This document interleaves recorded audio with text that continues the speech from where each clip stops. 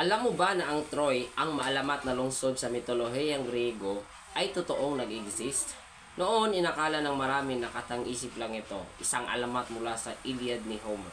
Pero mga 150 years na ang nakalipas, natuklasan ng mga arkeologo ang ebidensya ng sinaunang lungsod. Si Frank Calvert ang unang nakahukay nito at noong 1868, ipinagpatuloy ni Heinrich Schliemann ang mas malawakang paghukay. Ngayon, matatagpuan ang labi ng Troy sa Hisarlik, Turkey, kung saan libu-libong turista ang bumibisita taon-taon. Meron pa ngang replika ng Trojan horse sa entrada. Pero kahit napatunayang totoo ang Troy, hindi pa rin tiyak ng mga eksperto kung naganap talaga ang Trojan War.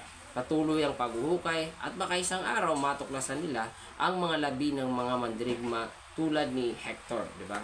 So, doon lang, no? Maghintay tayo sa sagot ng kasaysayan.